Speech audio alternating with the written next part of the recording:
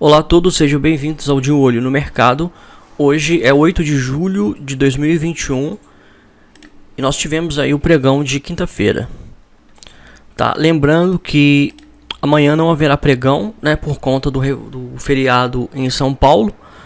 Tá? E como a B3, a Bolsa de Valores, ela se situa em São Paulo, não haverá negociações.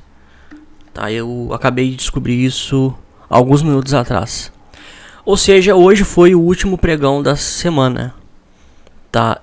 E o que aconteceu hoje? O mini índice ele abriu com um gap de baixa absurdo, né? Muito grande.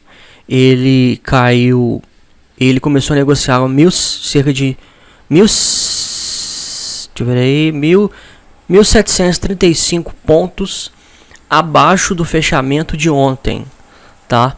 Isso é uma coisa assim muito atípica, foi uma pressão vendedora muito grande, né? Muita ordem na pedra aí para vender o índice futuro, mini índice futuro, e aí abriu com esse baita gap, tá? Então todos aqueles que tentaram vender nessa meiuca, né? Tentaram vender entre 127.381 pontos até 125.719 por aí, por essa região.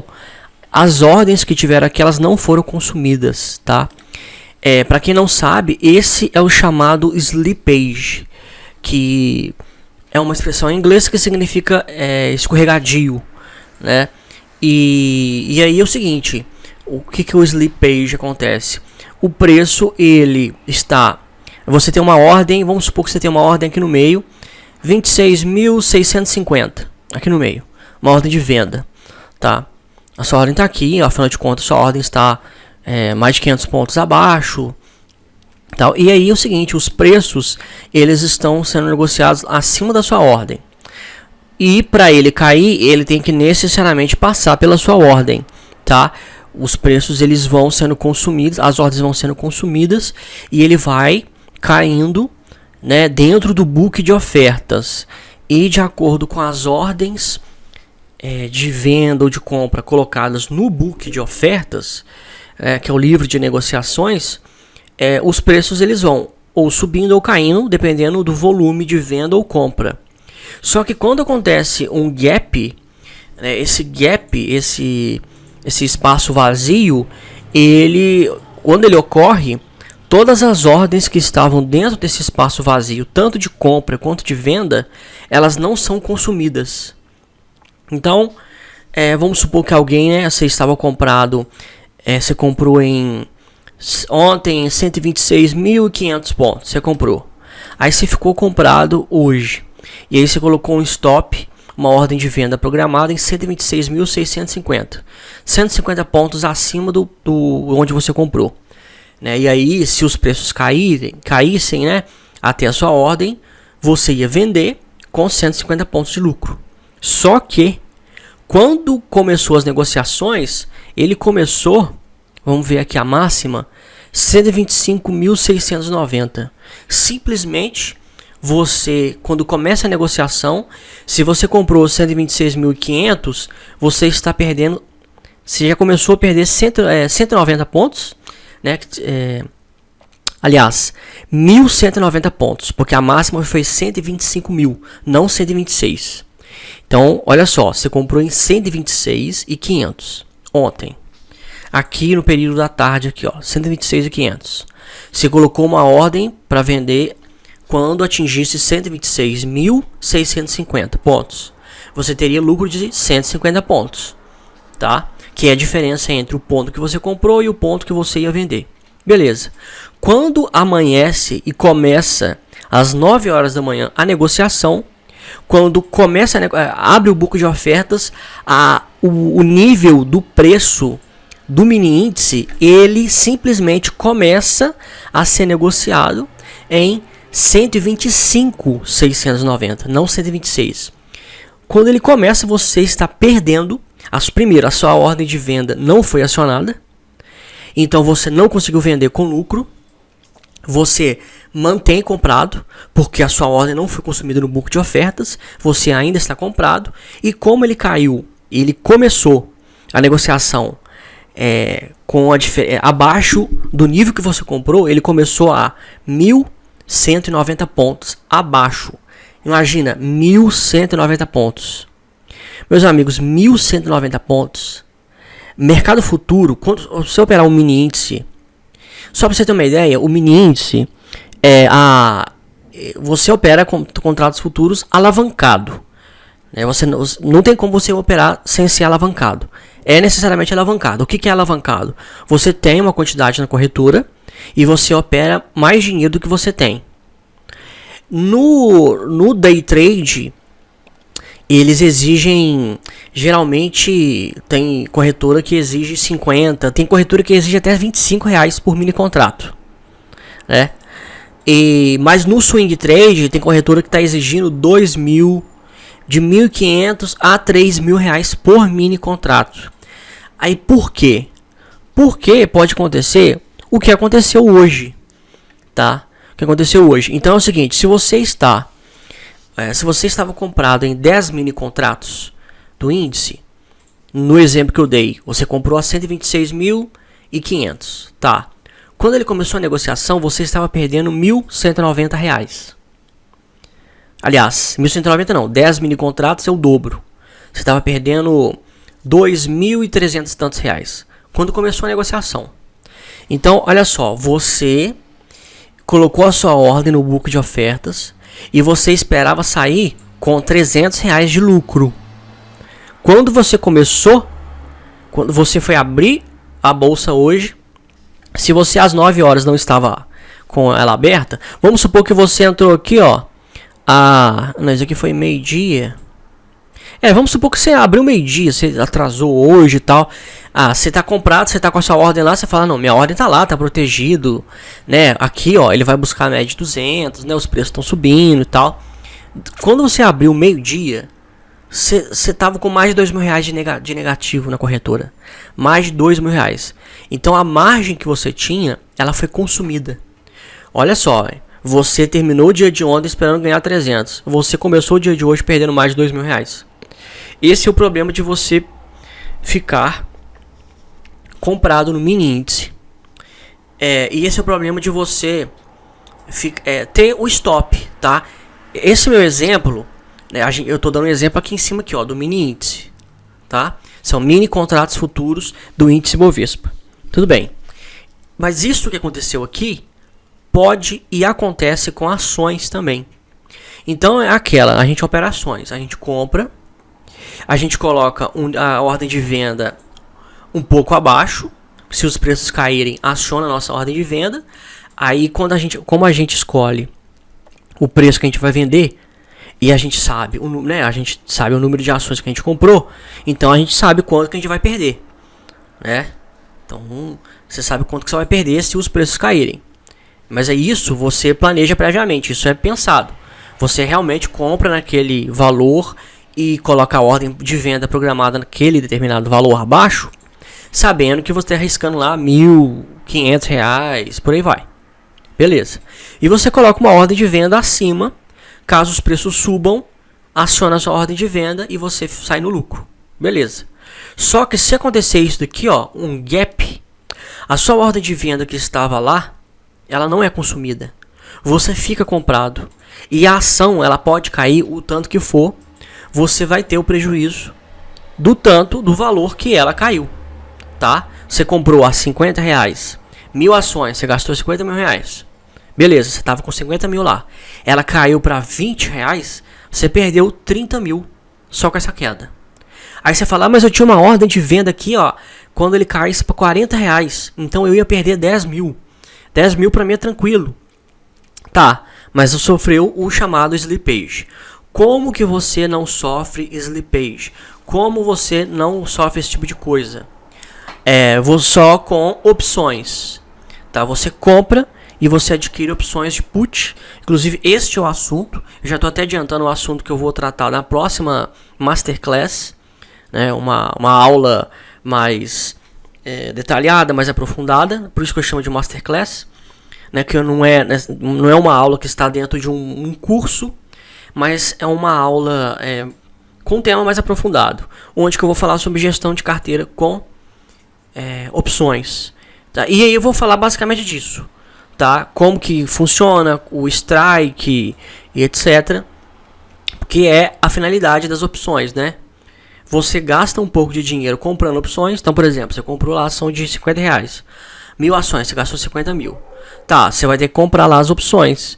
Né? E geralmente opções sei lá, depende do preço, mas ela pode variar de alguns centavos até 2, 5 reais. Dependendo do strike, pode ser até um pouco maior.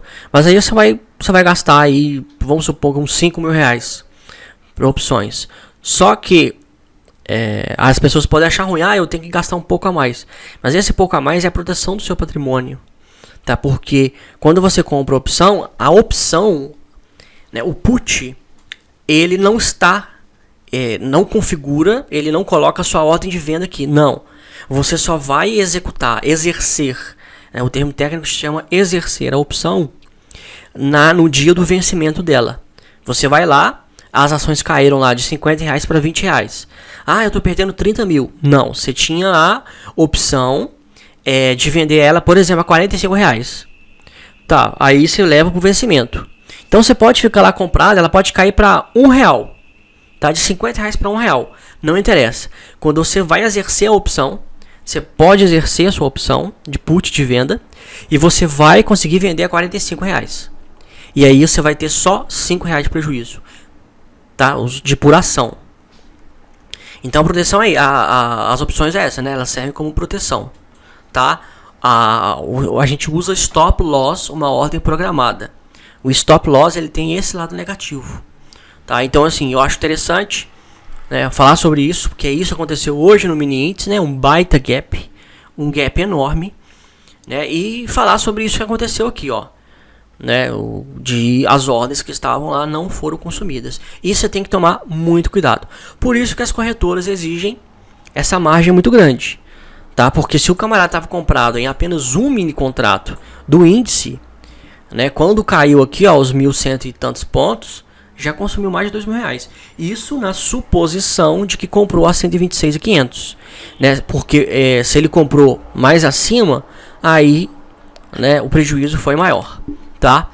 E aí abriram com um imenso gap, ele subiu por volta de meio-dia, 1h da tarde. Eu fiz um estudo mostrando o seguinte, ó, segurou na média de 20 períodos. Vamos ver se vai retomar o movimento de queda. O esperado é que retome, a força vendedora está muito grande. Esse gap, ele mostra a força vendedora muito grande. Ele realmente bateu e caiu, mas ele caiu pouco. Tá? Ele bateu, caiu, segurou na região de suporte, né, que é uma região onde já tinha feito a mínima em 2 pregões anteriores, tá? Mas não subiu acima da média de 20 não, se manteve abaixo, ok? Ele ainda permanece dentro de uma região de lateralização, né? Porque ele tentou romper, mas voltou. No gráfico diário ele forma um doji, um candle de dúvida, né? Mas a força hoje foi vendedora, tá? A pressão foi vendedora, ele caiu e simplesmente fez uma correção, tá? Fez uma correção, e esse movimento de alta ele pode se dar até mesmo por conta das pessoas que estavam vendidas, tá? Porque é o seguinte, vamos supor que, né, muita gente estava vendida, não é à toa que levou esse preço para baixo, beleza? Os preços eles caíram muito forte. Esse povo que vende, eles têm que recomprar para efetuar o lucro, né? Você vende mais caro e compra mais barato. Então, quando eles recompram, aí entra uma força compradora para eles realizarem esse lucro, tá? Então, por isso que os preços eles andam em zigue-zague, por conta dessa questão aí do mercado, né? Pode assim, todo mundo pode estar vendendo determinado papel, determinado ativo. Todo mundo pode entrar aqui, ó, vendendo. Eles vão chegar uma hora que eles vão recomprar para efetuar o lucro. Eles não vão ficar vendido ad eterno, né? Então, o que eles fazem? Eles têm que comprar. Aí, esse fluxo comprador, para efetuar o lucro dessa venda, né, faz com que os preços corrijam até a média, tá? Mas aí ele está baixista, né? A pressão está vendedora tá maior, ele continua em tendência de baixa. No mercado americano hoje também parece que teve uma queda muito grande, depois se recuperou na parte da tarde. A gente está aqui ó, com o SP500 aberto, né? Olha só, aqui no gráfico diário que é à esquerda, no painel à esquerda, ele chegou aí próximo à média de 20 e voltou, tá? Então teve uma queda muito forte. E eu não sei se foi essa queda aí que deu essa puxada também no mini índice, né? Sendo que o mini índice ele já estava em tendência de baixa, tá? Então é isso, né? Teve esse gap e essa lateralização. Hoje foi um pregão aí muito ruim para os day traders. E o mini dólar ele fez uma correção, né? Ele fez a correção aqui, ó, na média de 20 períodos e segurou, perdeu um pouco a força, mas ele permanece altista com os preços acima da média de 20 períodos, bastante esticado no gráfico diário, né? Então tem que esperar, né? No gráfico diário eu falei ontem que a gente tem que esperar um pivô ser formado e tal, mas nos 60 minutos ele tá indo, né? Tá indo nos 60 minutos. Mas aí hoje também ele abriu com um gap, né? Um leve gap de alta, mas ele se lateralizou, né? Chegou a cair até a média de 20, ficou lateral. Hoje o pregão foi fraco, né? Candles muito pequenos, não teve aí uma volatilidade muito grande. É engraçado que quando você vê assim candles pequenos e tudo mais, é sinal que muito player ficou de fora, tá? O volume, o fluxo de negociações hoje foi, em comparação a outros dias, foi pequeno, tá? Isso é sinal que muita gente ficou de fora, tá? Muito player ficou de fora, não quis, né? Não operou, não achou um ponto bom para operar, né? Porque existem pontos, né? Para você operar. Você não fica o tempo todo negociando, né? Você tem que entrar nos pontos estratégicos, tá? Vamos ver os papéis que mais, primeiros que mais caíram. PDGR3 continua aí, ó, uma grande queda. Esperar uma correção para poder entrar vendido, mas esse papel também é barato. Então, tem que ter muito cuidado, que papéis muito baratos assim tem uma volatilidade muito grande. O IS3 estava subindo, né, e forte. Agora faz uma correção. É por isso que eu não gosto de comprar em repique. Porque olha só, ele fez um repique e subiu. Aí agora ele cai. E aí é o seguinte, ele vai cair aqui de novo. Porque ele pode fazer um topo duplo.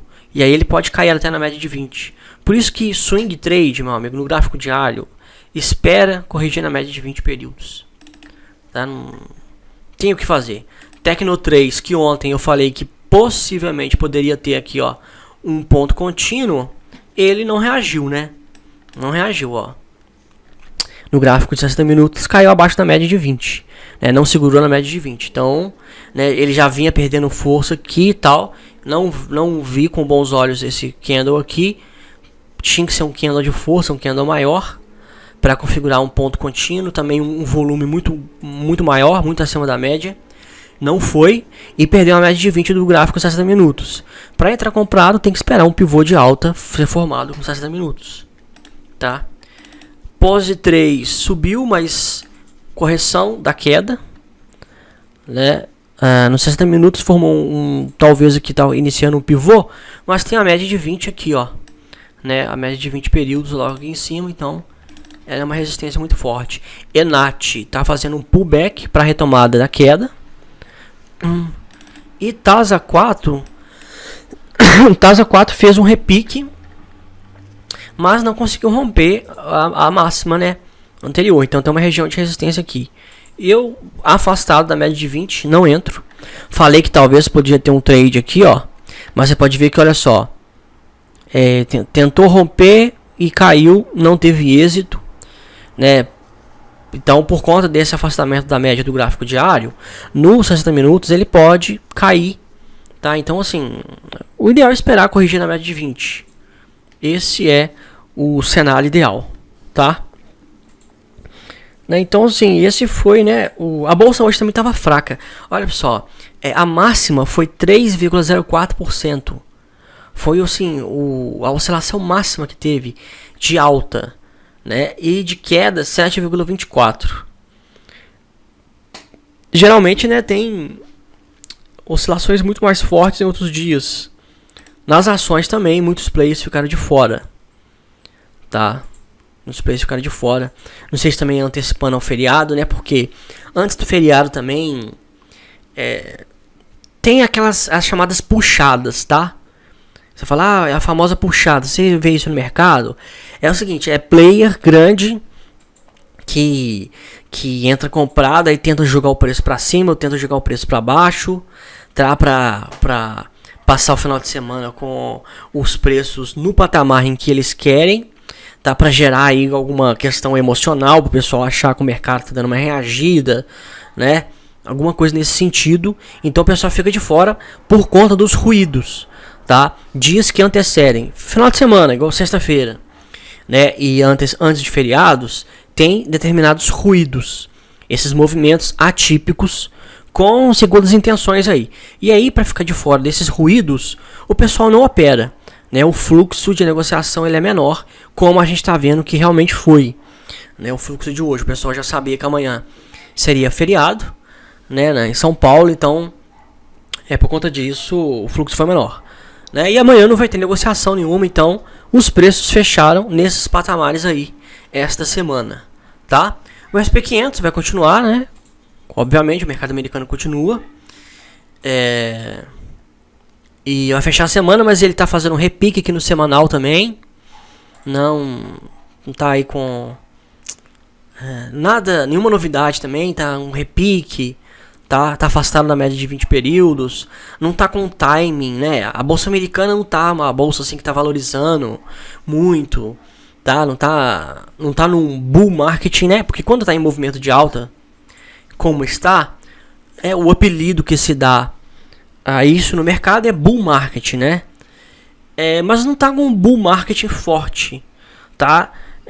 Praticamente tá o seguinte, entre os movimentos, se você fizer uma subtração, né, da alta com a queda, a alta está prevalecendo, então eles estão subindo um pouco mais do que caindo, né, mas não são altas significativas que estão mostrando uma força na economia, né?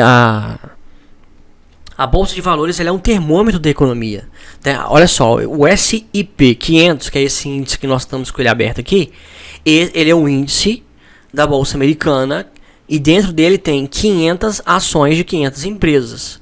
Então, acontece com ele é o resultado do que acontece com os preços das ações dessas 500 empresas. Claro que tem umas que têm um peso maior do que as outras, mas na fritada dos ovos, né, todas têm de alguma maneira alguma influência no índice. Então, como esse índice ele reflete o comportamento conjunto dessas 500 empresas, é uma parcela significativa das empresas que estão cotadas na Bolsa de Valores americana. E são empresas do setor metalúrgico, imobiliário, educacional, enfim, né? Nos Estados Unidos, a bolsa lá é muito maior do que no Brasil, são milhares de empresas cotadas na bolsa. No Brasil nós temos 300 e tantas ações, né? Só o principal índice aqui tem 500, né? São mais de 1.000 ações, ou mais de 3.000. Eu sempre fico na dúvida, eu ia pesquisar, mas eu nunca pesquiso, né? Na verdade, vamos pesquisar aqui, né? Vamos aproveitar o famoso a quantidade de ações na bolsa americana. Vamos lá. Mais de 5.300 empresas. Puxa vida, eu estava muito longe. B3, 344 empresas, né? No Brasil, a Bolsa de Valores no Brasil tem 344 empresas cotadas, listadas, na verdade. O termo técnico é listadas. Nos Estados Unidos são mais de 5.300 empresas, né? Olha pra você ver que loucura. 5.000. O Brasil tem menos de 10% da quantidade de empresas que são cotadas nos Estados Unidos, né? Então, olha pra você ver. Então, assim, o índice, né? Esses índices, eles servem como termômetro da economia, tá? Eles pegam essas ações em conjunto, a performance delas, e ele plota graficamente o resultado da performance delas. E a gente está vendo que, né, olha só, nessa amostragem de 500 ações que estão dentro desse índice, não estão subindo, Tá? Então, a economia americana ela não está aquecida. Na verdade, eles estão assim muito temerários, né? Por conta da inflação. A inflação americana, por conta aí da impressão de dinheiro, né? Que está sendo feita aos montes. Né? Porque é aquela, né? Veio a crise de 2008. Aí o Barack Obama foi lá e para resgatar os bancos, para o sistema financeiro mundial não entrar em colapso, o que ele faz? Ele imprime dinheiro. Só para vocês terem uma ideia, a quantidade de dinheiro, que foram trilhões e trilhões de dólares que ele imprimiu, dava para matar a fome do continente africano inteiro. O dinheiro que ele imprimiu para resgatar, para que os bancos não falissem, dava para matar a fome na África inteira. Aí, beleza, injetou esse dinheiro na economia, não faliram, esses bancos pegaram dinheiro emprestado com o governo americano imprimiu o dinheiro e foi lá e emprestou. Tá? Só que é o seguinte, quando a criação de um próprio veneno. Quando o governo ele vai lá e ele tem a dívida, né? Ele tem uma dívida, né? A dívida pública lá americana. Ele tem a dívida, vamos supor que ele tem a dívida lá de 100 milhões de dólares com, sei lá, o governo da China. Tá, a China já tem lá cerca de 100 trilhões. Na verdade é mais de 1 trilhão, né? Mas apenas de título de ilustração são 100 milhões. Aí o que o governo americano faz? Aí o que as pessoas poderiam pensar, né? Peraí, olha, se o governo pode imprimir moeda, imprime dinheiro e paga a China. Só que é o seguinte, a partir do momento que ele imprime dinheiro, ele aumenta a inflação. Ele aumentando a inflação, as dívidas elas são corrigidas pela inflação, os juros da dívida.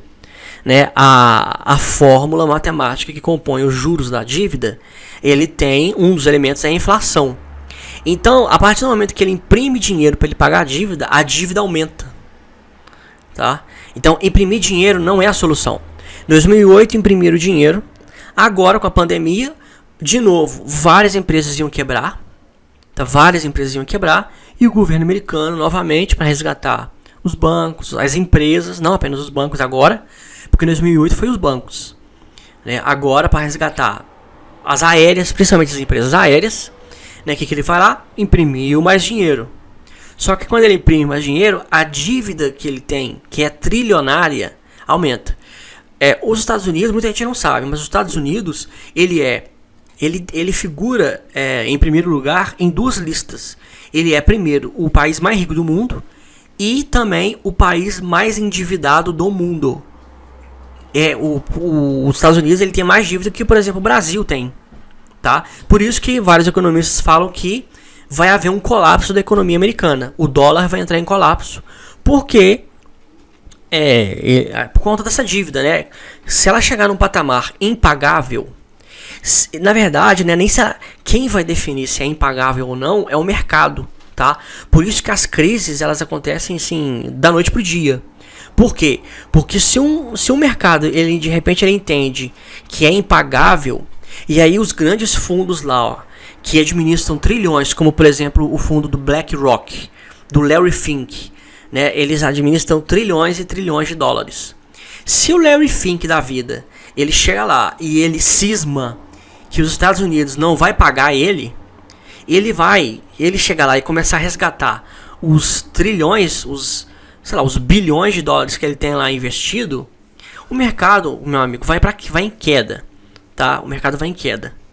Então, por isso que tem que tomar muito cuidado. Você tem que proteger o seu patrimônio.